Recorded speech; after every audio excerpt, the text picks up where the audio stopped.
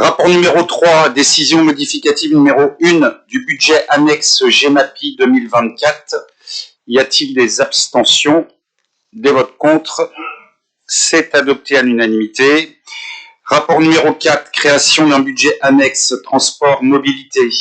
Y a-t-il des abstentions? Y a-t-il des votes contre?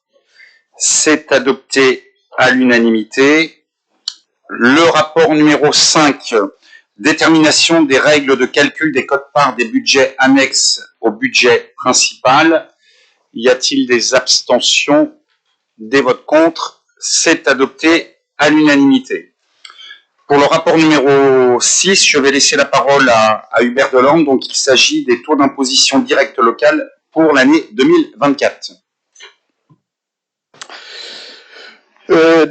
Effectivement, le vote des taux d'imposition directe locale pour 2024, vous vous rappelez tout ce que nous avions décidé, une hausse de la fiscalité en début de municip et qu'on avait pris l'engagement de ne pas y toucher jusqu'à la fin, à la fin du municip.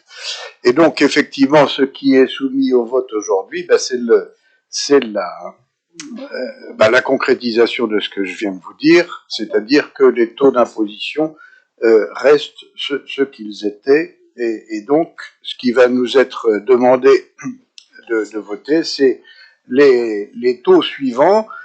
Taxe foncière sur les propriétés bâties 1,5%, taxe foncière sur les propriétés non bâties 2,83%, taxe d'habitation sur les résidences secondaires 8,24%, cotisation foncière des entreprises 26,63%, et on nous demande aussi de mettre en réserve 100% de la différence positive qui a été constatée entre 2024 et le taux maximum de droit commun de CFE et le taux voté par Cap Atlantique, la Boule-Guérande à Bouclos.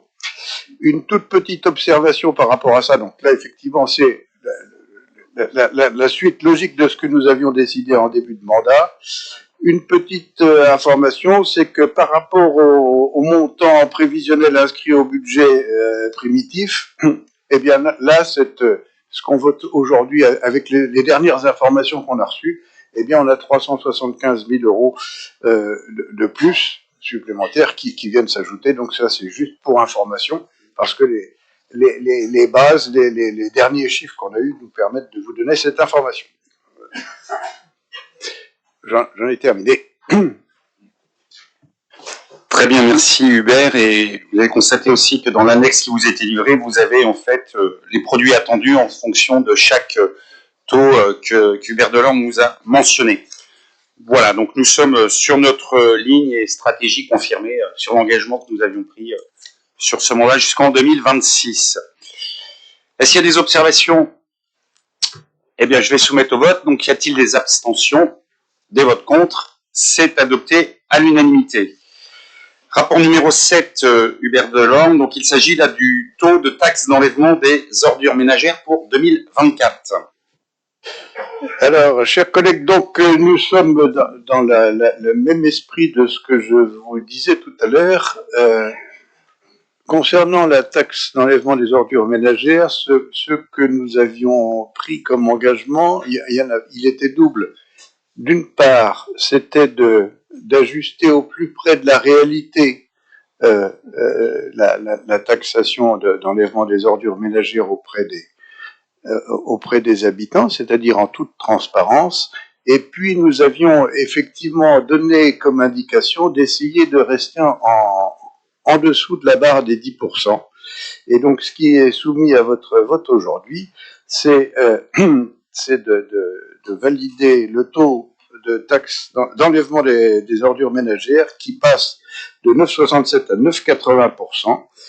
Et il avait été inscrit au budget principal 19 212 442 euros, et là, avec les derniers chiffres qu'on a, on sera à 19 483 093, ce qui fait 270 000 euros, et je vous épargne les virgules, de plus que ce que nous avions voté dans le budget primitif. Très bien, merci Hubert. Donc voilà, on garde le cap, on se fixe l'objectif d'être en deçà des 10%. On le tient, donc merci aux équipes, aussi les élus qui qui font que nous arrivions à maintenir le cap. Donc je vais soumettre au vote donc ces taux d'enlèvement des ordures ménagères pour 2024. Y a-t-il des abstentions? Oui. Alors Michel Kellard, 2 voix, 3 voix. Donc abstention pour Michel Kellard et son pouvoir. Y a-t-il des votes contre? C'est donc adopté à la majorité. Le dernier point qui concerne donc les taxes va nous être présenté aussi par Hubert. Donc là, il s'agit de la taxe GEMAPI, aussi pour l'exercice 2024. Alors, concernant la taxe GEMAPI, vous savez que c'était une nouvelle taxe que nous avions mise en place. Nous sommes aujourd'hui à un montant d'1 million d'euros. Il ne change pas, c'est-à-dire que nous sommes toujours dans les phases d'études. Vous savez qu'on est en cours d'étude du plan PAPI 2. Et en fait, une fois que ce plan aura été fait, il est possible que cette taxe change. Mais là, le montant est celui qui était prévu et il correspond aux dépenses que la collectivité fait au titre de la prévention des inondations. Donc voilà, le montant reste le même. Très bien. Donc important de souligner qu'il n'y a pas d'évolution et que le montant, les recettes seront les mêmes que celles que nous avions levées sur l'année précédente. Donc nous arrivons aussi à maintenir ce budget. Donc y a-t-il des abstentions, des votes contre? C'est adopté à l'unanimité. Alors je vais sans doute ensuite passer au vote tacite. Donc le point numéro 9, donc la dotation de solidarité communautaire 2024. Y a-t-il des abstentions, des votes contre? C'est adopté à l'unanimité. Le point numéro 10, rapport 10, fonds de concours 2024, attribution à Guérande pour les travaux de reprise du clocher de l'église de Saillé. Y a-t-il des abstentions, des votes contre? Adopté à l'unanimité. Comme je vous l'ai indiqué, la délibération 11 est donc retirée. Donc je passe au rapport numéro 12, qui est le fonds de concours 2024, attribution à la ville de Pénétin pour la construction d'une maison médicale. Y a-t-il des abstentions, des votes contre? C'est adopté à l'unanimité. Le point numéro 13, là, il s'agit du rapport fonds de concours 2022. Il s'agit d'un changement d'affectation pour la ville du Croisic pour l'aménagement du bas du mont Esprit. Y a-t-il des abstentions, des votes contre? C'est adopté à l'unanimité. Le point rapport 14, fonds de concours 2024, donc attribution à la ville du Croisic pour la rénovation énergétique du groupe scolaire Bernard Lalande. Y a-t-il des abstentions, des votes contre? C'est adopté à l'unanimité. Le point numéro 15, rapport fonds de concours, donc équipement structurant 2024-2026, approbation du règlement intérieur. Y a-t-il des abstentions, des votes contre? C'est adopté à l'unanimité. Le point numéro 16, il s'agit de la désignation des représentants de l'agglo La Baule-Guérande au syndicat mixte du parc naturel régional de Brière. Et comme vous indique le rapport, il vous est proposé de désigner Madame Christine Lévesque, donc élue à la commune d'Assirac, qui m'a envoyé sa candidature. Donc je vais soumettre au vote donc cette représentation du parc de Madame Christine Lévesque. Donc y a-t-il des abstentions, des votes contre? C'est adopté à l'unanimité. Le point numéro 17, donc il s'agit de l'actualisation de la participation employeur à l'adhésion au contrat de prévoyance. Donc y a-t-il des abstentions, des votes contre? C'est adopté à l'unanimité. Le point numéro 18, rapport sur la protection sociale complémentaire. Donc là, il s'agit de convention de participation pour la couverture du risque prévoyance des agents. Y a-t-il des abstentions, des votes contre? C'est adopté à l'unanimité. Le rapport numéro 19 donc, va nous être présenté par Nicolas Rivalon. Donc, il s'agit de la mise en place d'astreintes au sein de la direction de l'environnement et des économies primaires. Nicolas. Merci.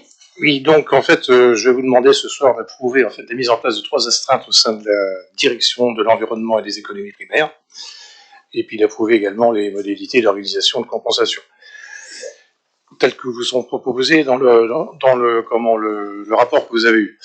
Donc en fait, on a décidé de mettre en place en fait 3 astreintes, qui sont plus des astreintes plutôt saisonnières, concernant donc c'est pour assurer la prévention et la surveillance contre le risque d'inondation et la qualité de l'eau à tout moment sur notre territoire.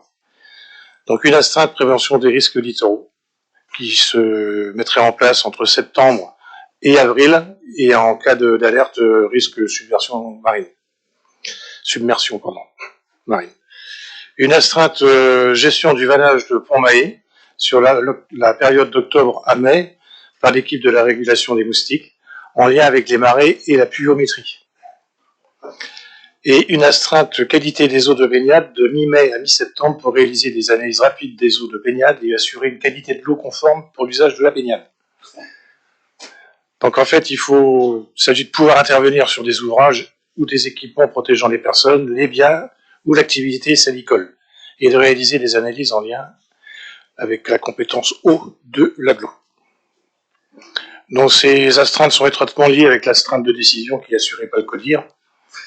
Et puis donc les heures d'intervention en fonction sont récupérées ou indemnisées. Voilà. Vous avez tous les éléments en fait dans le bordereau 19, le rapport numéro 19. À noter voilà que c'est une démarche aussi engagée et un moyen supplémentaire proposé par l'agglo pour faire face aux risques et aux enjeux sur notre territoire. Il faut préciser qu'en fait elles existaient, ça a toujours existé en fait, mais il n'y a aucun cadre administratif et réglementaire. C'est pour ça qu'en créant une astreinte, voilà, on ne prend pas au dépourvu les agents, mais le professionnalisme de nos agents à Cap-Atlantique faisait qu'en fait ils assuraient ça depuis déjà quelques années, et c'est vrai qu'on veut border un peu les choses, ne serait-ce que pour leur protection, mais qu'ils sachent que quand ils sont d'astreinte, voilà,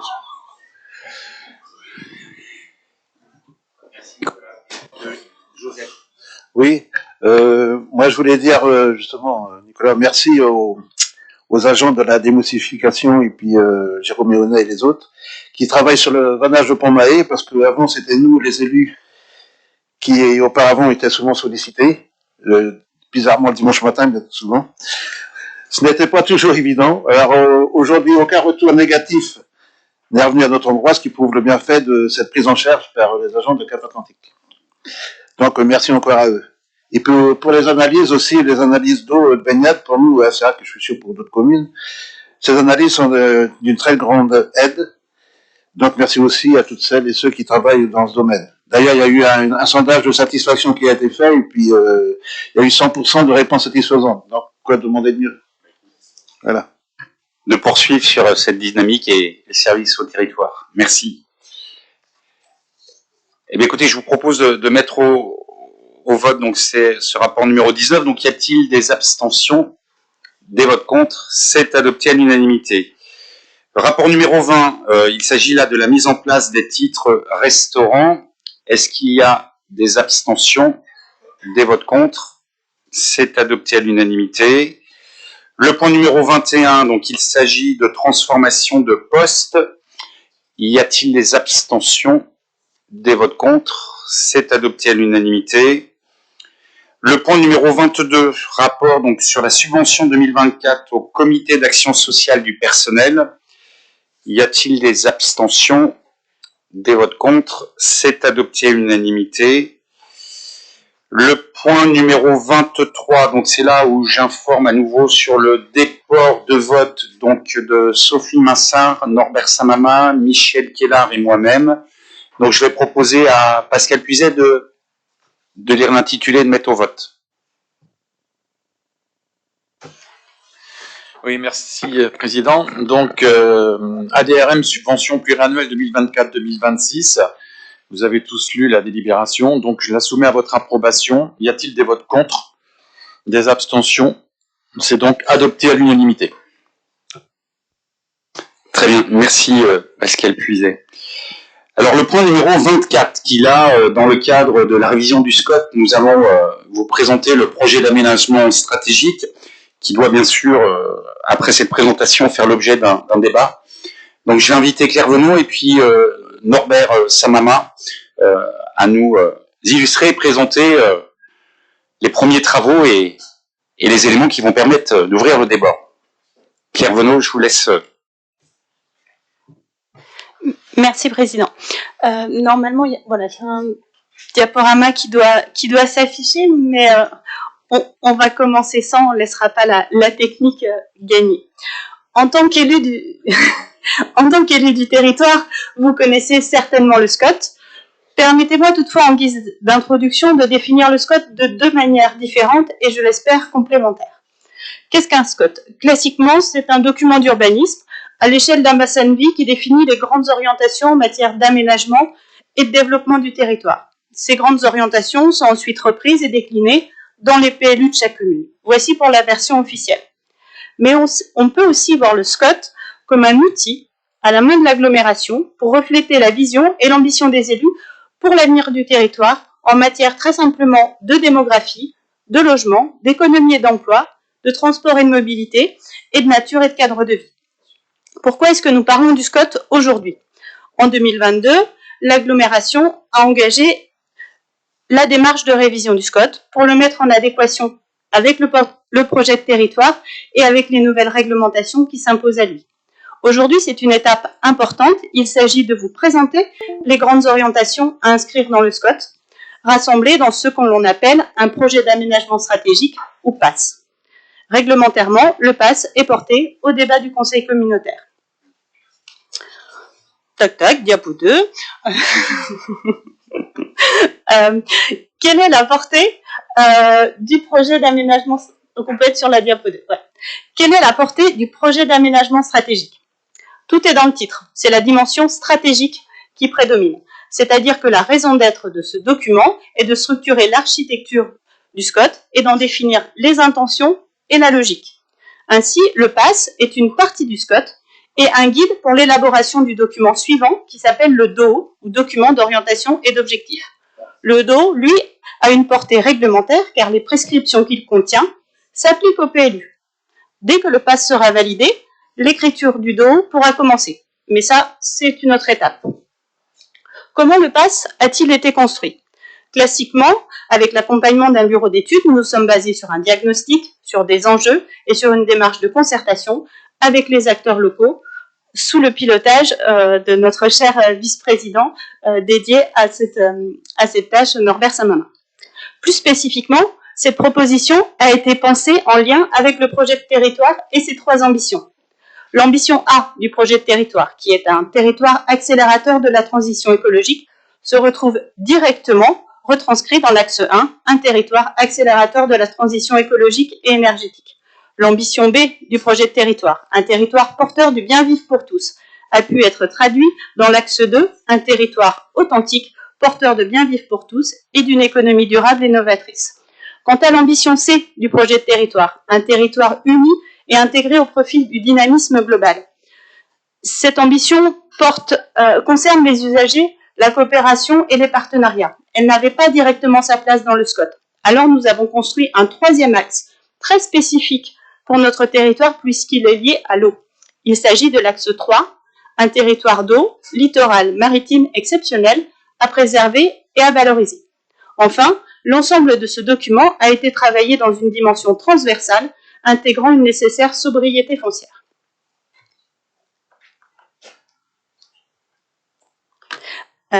Vous avez désormais saisi la logique d'ensemble et la portée du PAS. La suite de ma présentation s'attachera à exposer le contenu et l'intention de chaque axe. L'axe 1 est ainsi dédié à la transition écologique et énergétique. En 4 sous-axes, il s'intéresse à la biodiversité et au milieu naturel, à l'agriculture, à la forêt et à l'alimentation, à la production d'énergie et aux économies d'énergie et aux mobilités décarbonées et alternatives. En matière de biodiversité, le premier sous-axe s'appuie sur un constat d'un territoire riche en nature et biodiversité, qu'il s'agit de préserver, car la nature ordinaire ou exceptionnelle, terrestre ou aquatique, sauvage ou urbaine, rend de nombreux services aux habitants du territoire et au territoire. De plus, elle est un déterminant fondamental de notre carte de vie. Cette carte montre que les écosystèmes sont liés entre eux et que le SCOT doit garantir la connexion entre les différents milieux accueillant de la biodiversité. Un sous-axe dédié aux espaces agricoles et forestiers montre qu'ils sont à la fois une composante de la nature et de la biodiversité et un support de l'activité économique. Leur place est donc essentielle dans le territoire et assure, fait non négligeable, une part de notre approvisionnement alimentaire. Les chapitres C et D concernent la transition énergétique, ou comment notre territoire réduit à la fois ses émissions de gaz à effet de serre et sa consommation d'énergie, tout en développant des sources d'énergie renouvelables dans des conditions adaptées au territoire. Ce sujet se travaille sur la performance énergétique des logements, sur les différents usages de l'énergie, sur les mobilités. La carte nous montre qu'une structuration et une articulation des modalités de transport peut s'envisager à l'échelle de l'ensemble de l'agglomération. L'axe 2 est un axe fort du PAS, car en abordant le bien vivre pour tous et l'économie, il s'intéresse à l'armature du territoire, aux priorités en matière de logement, de commerce, d'accueil des activités économiques. Il est structuré en 5 sous-axes. La première partie pose le principe d'organisation entre les villes, les bourgs et les villages. Cette structuration prend forme autour de la colonne vertébrale, la Bolguère d'Herbignac, irriguant ainsi l'ensemble des bourgs et des villages du territoire dans une logique d'optimisation de l'espace. La politique commerciale qui en découle organisera les implantations des commerces en centre-bourg et en périphérique de manière cohérente et selon les besoins des populations. Les parties C, puis D, s'intéressent au logement. La proposition en matière de logement est d'organiser une réponse aux besoins des jeunes ménages et des actifs par une production de logements relativement soutenue. Cette projection s'appuie sur une hypothèse d'accueil réaliste de 7 à 11 000 habitants en 20 ans, poursuivant les tendances actuelles et visant la maîtrise du parc de résidences secondaires.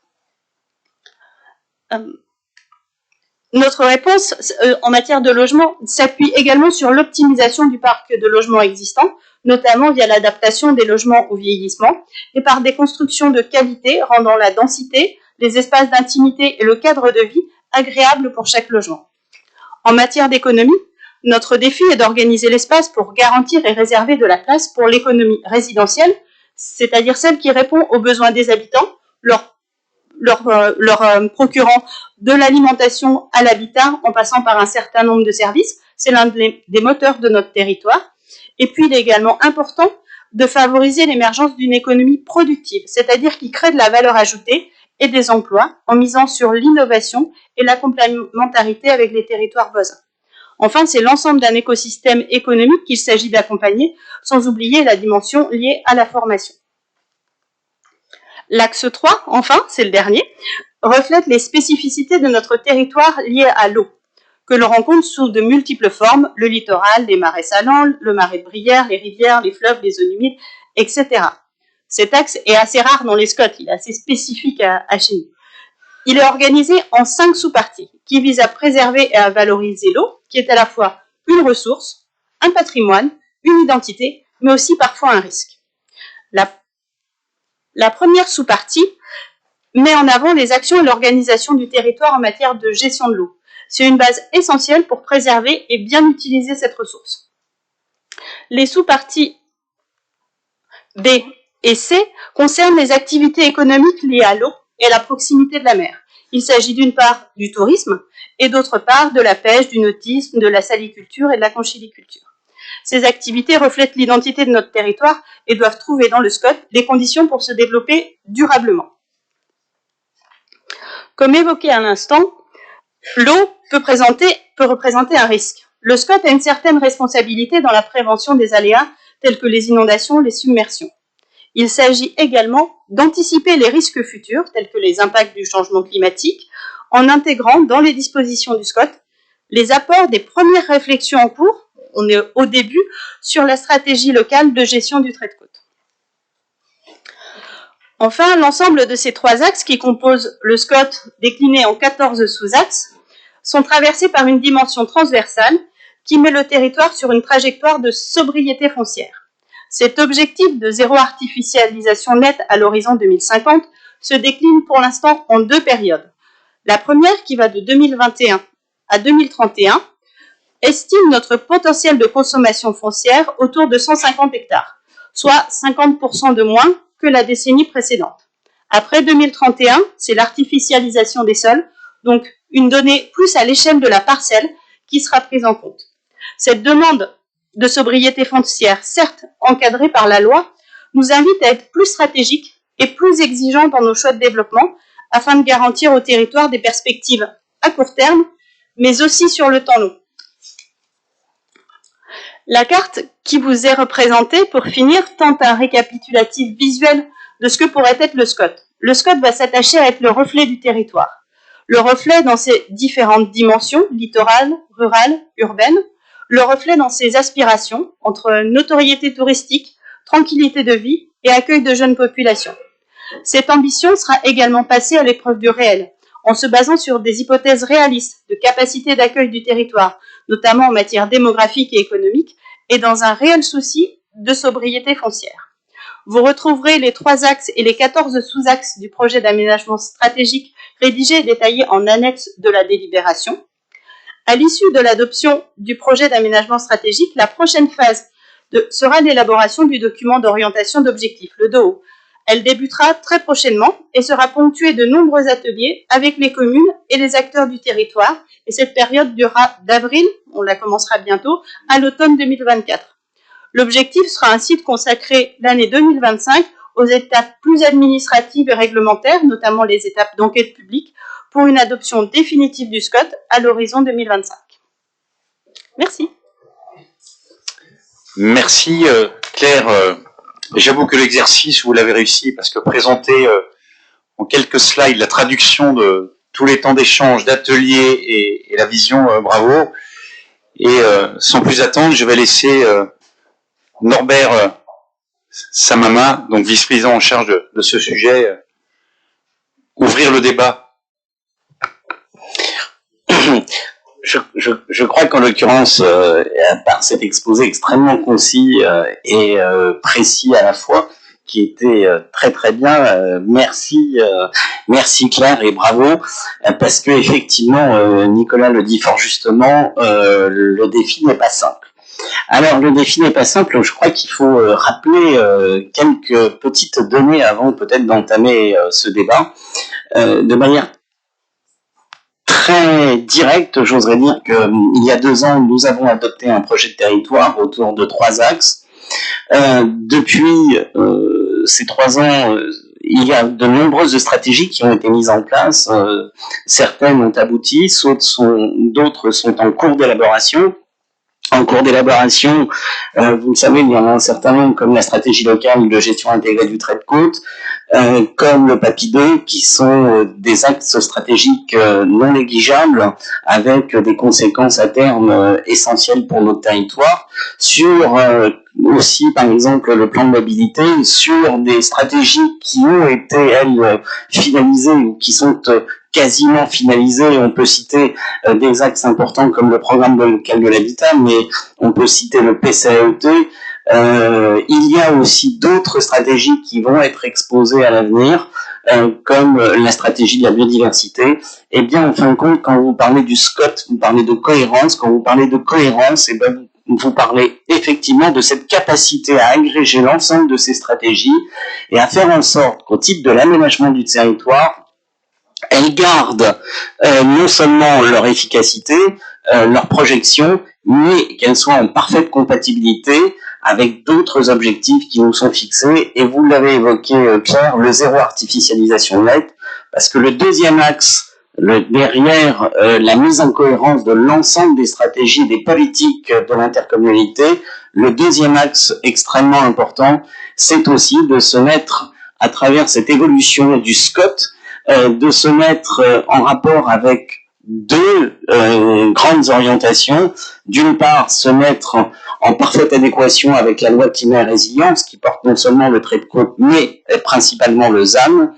Et puis, bien sûr, se mettre dans une direction qui n'était pas encore celle du SCOT, puisque nous sommes sur un SCOT Grenelle, c'est de se mettre dans une direction d'un SCOT littoral et maritime qui intègre pleinement non seulement nos milieux aquatiques, mais aussi le fait que notre regard en tant que territoire intercommunal porte sur l'horizon et l'océan.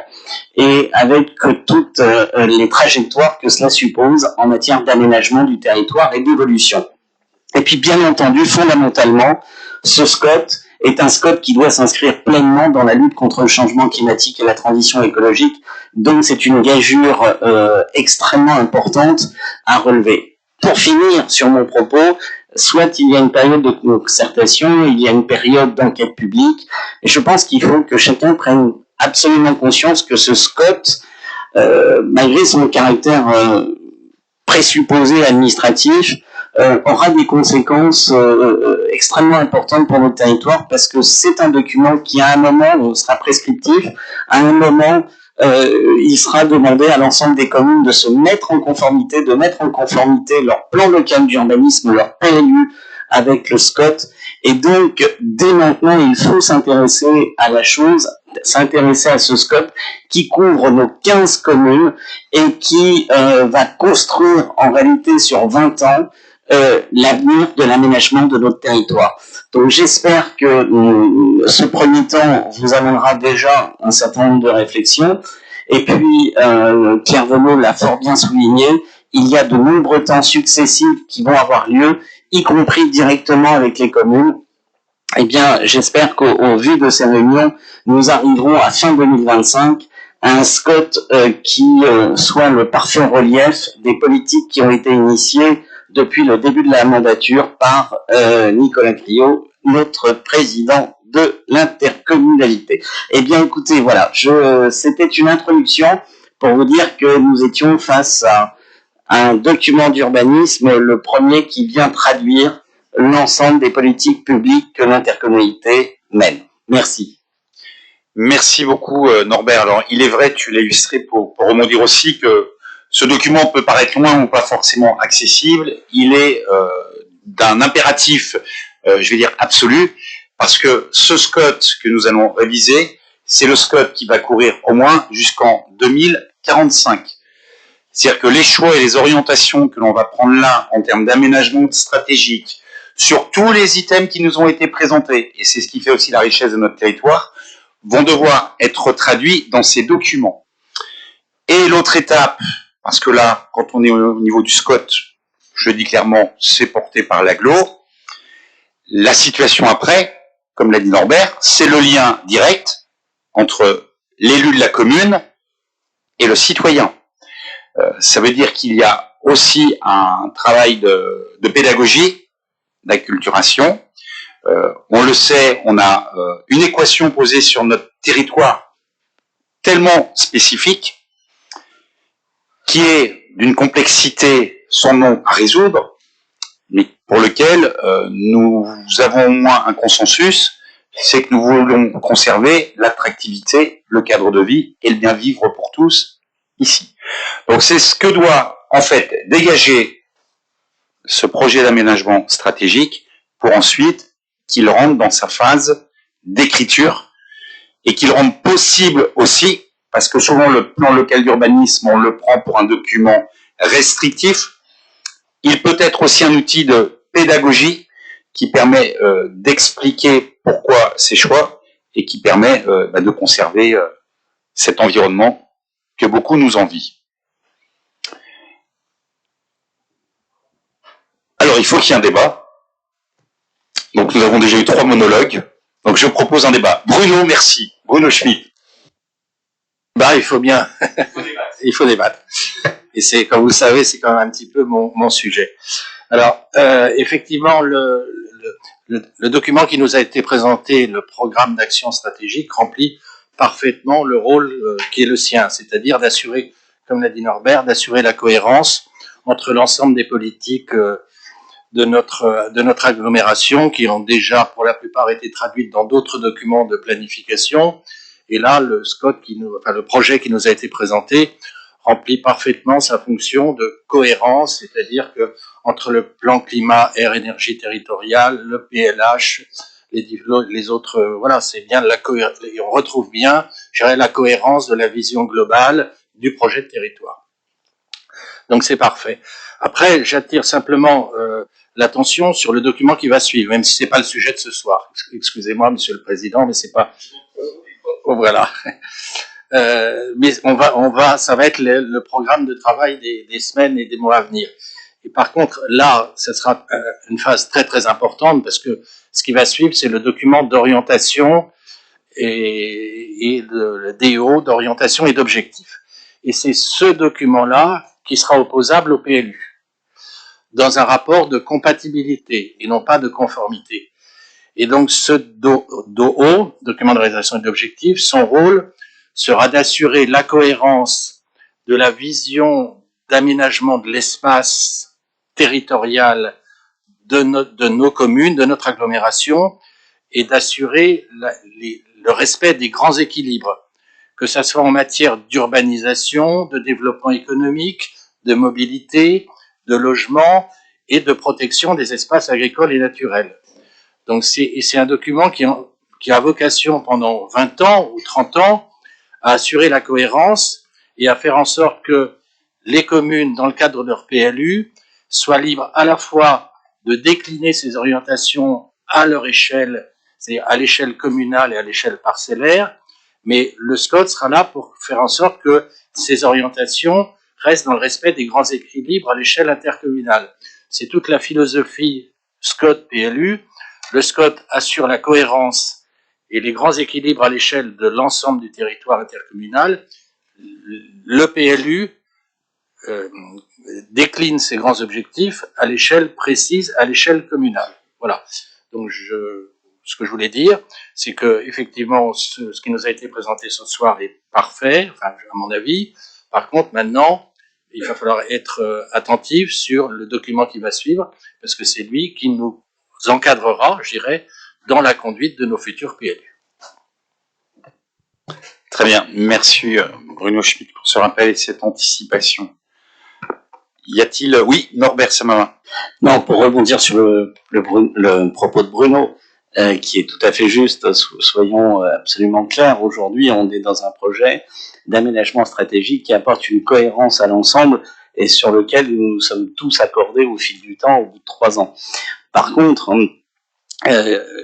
il y a une philosophie sous-jacente liée à la loi climat résilience et liée à d'autres éléments, une philosophie sous-jacente au SCOT et qui va effectivement être découverte dans toute sa projection à travers le document d'orientation et d'objectifs du SCOT, qui est de faire mieux avec moins.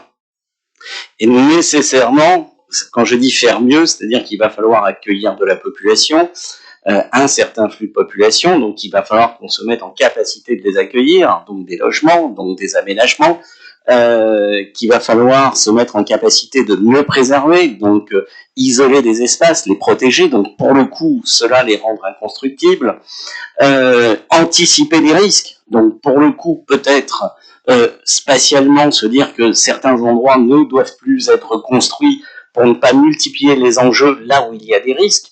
Donc, vous voyez même que dans les propos que je tiens, il y a des contradictions. C'est-à-dire que d'un côté, il faut construire plus, et d'un côté, il faut aménager moins. D'un côté, il faut savoir accueillir mieux, et puis d'un autre côté, il faut savoir consommer moins.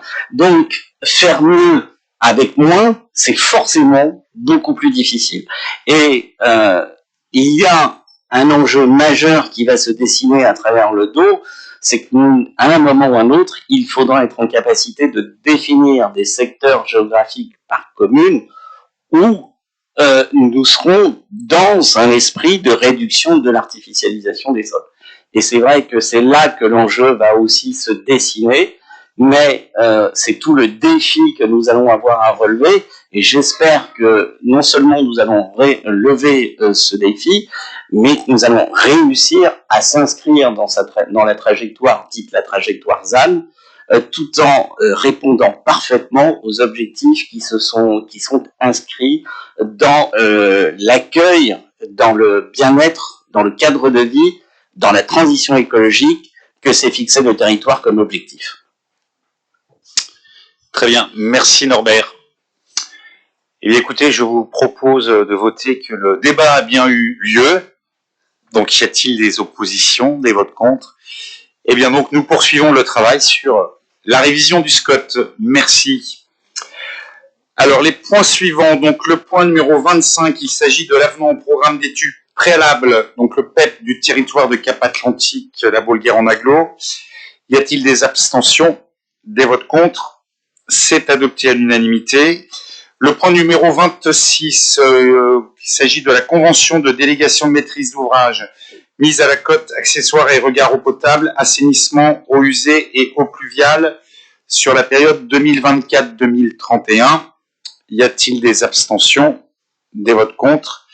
C'est adopté à l'unanimité. Le point numéro 27, protocole transactionnel relatif à la réhabilitation des pré-traitements de la station d'épuration de Livéry sur la commune de Guérande.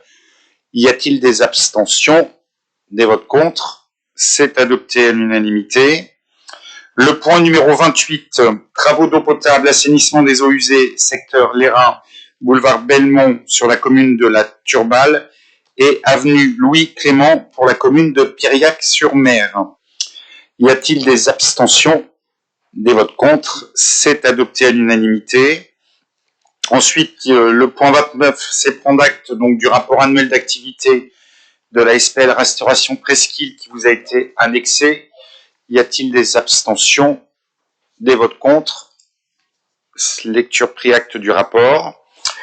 Ensuite, le point numéro 30, il s'agit du programme local de l'habitat 2024-2030. Donc, il s'agit du deuxième arrêt du projet et l'approbation donc du projet de programme local de l'habitat. Y a-t-il des abstentions? Alors, j'ai 2 abstentions. Y a-t-il des votes contre? C'est donc adopté à la majorité. Le point numéro... Comment? Norbert, vous vouliez parler? Excusez-moi, mais il faudrait mettre au débat à ce moment-là, mon cher Norbert. Ah bon, bah... Mais allez-y, exprimez-vous. Non, c'est Exprimez-vous.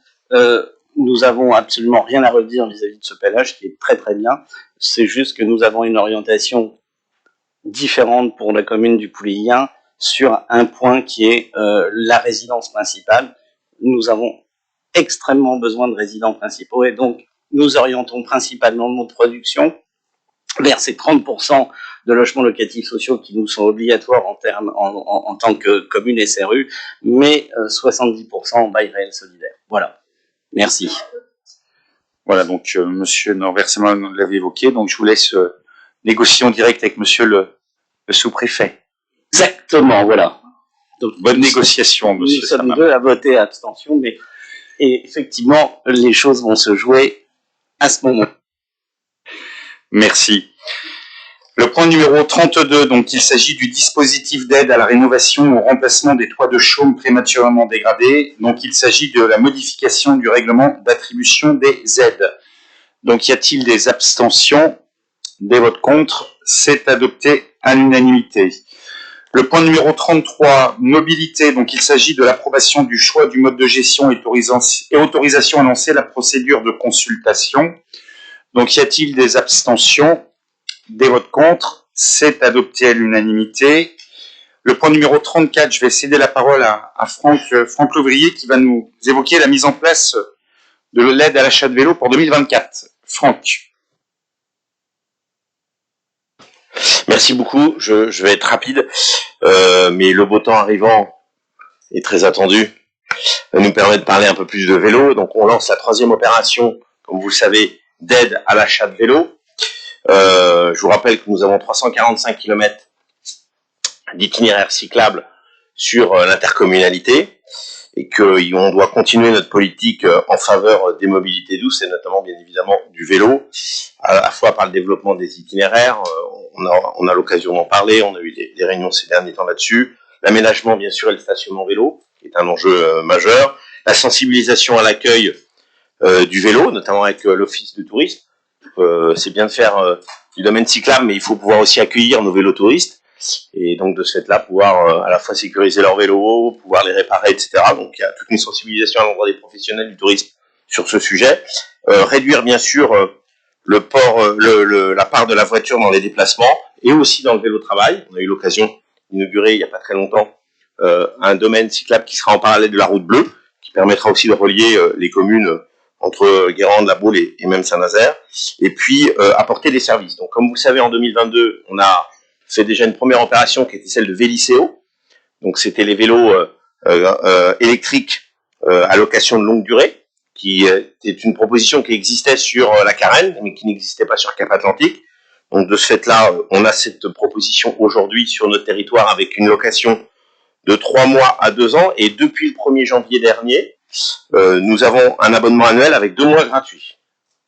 Donc, que tous les candidats s'y précipitent. Et le fait qu'on ait cette offre-là, on veut pousser maintenant, ce que je disais tout à l'heure, ça c'est les fiançailles avec le vélo, mais on veut pousser au mariage, c'est-à-dire à l'acquisition.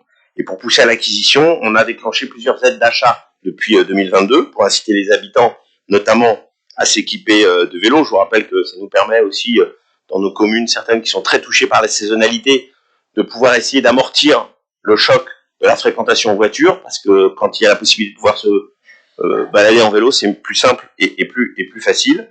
Et donc, on a distribué depuis 2022 180 000 euros d'argent en aide d'achat de vélos, ce qui a amené à 1,3 million d'euros d'achat de matériel de vélo. Donc, vous voyez, on a fait effet de levier entre l'argent investi par l'Interco et les achats. Alors, pour ne pas se mentir, c'est 85% bien sûr de vélos électriques. Vous imaginez bien ces investissements, en l'occurrence, c'est plutôt dans ce domaine. Donc le fait est, c'est que là, cette année, on recommence cet achat, possibilité de cette aide à l'achat, avec une thématique qui est encore plus à vélo dans l'agglo. Alors là, cette fois-ci, c'est du 15 avril au 1er juin, donc c'est un délai assez court. On y met 50 000 euros en enveloppe budgétaire, autant que l'année dernière. Et ce qui va permettre d'être une aide à l'achat de 25% du prix d'achat TTC du vélo, avec un maximum de 300 euros. Cette aide se cumule avec celle de l'État. Bien sûr, c'est un par domicile, un par résident sur la commune, donc par adresse, pour être exact, de résidence sur les communes. Donc pour les vélos traditionnels, c'est 100 euros. Pour les vélos électriques, c'est 200 euros. Et pour les vélos spéciaux, c'est-à-dire les cargos, les tandems, etc., c'est 300 euros. Bien évidemment, là aussi, l'achat des vélos ne se fait pas sur Internet. Il doit se faire de façon physique. Il peut être d'occasion ou neuf, mais dans des commerces physiques de cycle, sur toute la France. On ne peut pas limiter géographiquement. Bon. Voilà ce qu'il en est sur cette nouvelle aide, qui est dans un temps court, donc les formulaires sont téléchargeables sur le site internet de l'Interco dès maintenant, je crois même. Donc voilà, mais attention, l'achat doit avoir lieu le 15 avril, pas le 14, et pas le 2 juin, et au 1er juin, pour plus tard. Voilà sur ce qu'il en est de cette mesure. Je ne sais pas s'il y a des questions. Très bien, merci Franck pour la présentation de cette offre qui connaît un vrai et réel succès. Donc Franck l'a dit, la période est courte, donc à vos achats. Eh bien écoutez, je vais soumettre au vote, donc y a-t-il des abstentions? Des votes contre? C'est adopté à l'unanimité. Le point numéro 35, il s'agit donc de la stratégie territoriale de sécurité et de prévention de la délinquance 2024-2028 de Cap Atlantique, La Baule, Guérande. Donc, y a-t-il des abstentions? Des votes contre? C'est adopté à l'unanimité. Le point numéro 36, il s'agit de l'avenant numéro 3 sur la délégation de services publics de gestion des centres aquatiques, Aquaguérande, Aquapiriac, Aquaherbignac. Il s'agit donc de l'indemnisation délégataire pour prise en compte de la modification de l'indexation des tarifs de 2024. Y a-t-il des abstentions? Des votes contre? C'est adopté à l'unanimité. Le rapport numéro 37, il s'agit de la régularisation foncière Kerlibérin à Herbignac et la vente des parcelles cadastrées ZP 194 et 198. Y a-t-il des abstentions? Des votes contre? C'est adopté à l'unanimité. Donc la délibération numéro 38. Donc là, il s'agit de la régularisation foncière Villejam-Guérande, vente des parcelles cadastrées. Donc c'est là où je répète qu'il faut prendre la correction suivante. Il s'agit des parcelles cadastrées YP 423P, 688P et 691. Donc y a-t-il des abstentions? Des votes contre? C'est adopté à l'unanimité. Le point numéro 39, avenant numéro 1, en ce qui concerne le protocole de résiliation, donc convention publique d'aménagement valant traité de concession pour la création du parc d'activités conchylicole de l'Oscolo à Pénétin. Y a-t-il des abstentions? Des votes contre? C'est adopté à l'unanimité. Et le dernier point à l'ordre du jour, le point numéro 40, il s'agit donc de la stratégie agricole 2024-2028, du renouvellement du partenariat avec les chambres d'agriculture Pays de la Loire et les chambres d'agriculture Bretagne. Y a-t-il des abstentions? Des votes contre? C'est adopté à l'unanimité. Je vous laisserai aussi prendre connaissance dans le document annexé des décisions qui ont été prises sous délégation et délibération des présidents ou vice-présidents. Et nous avons donc épuisé l'ordre du jour. Donc merci à toutes et tous. Alors dans la démarche que nous portons au niveau de l'agglo, je vous propose de partager un moment convivial à l'arrière de la salle. Et nous nous sommes engagés, comme depuis le début de mandat, à faire appel à des producteurs locaux qui interviennent lors de nos sessions pour mettre en valeur leur savoir-faire et les qualités culinaires de notre territoire.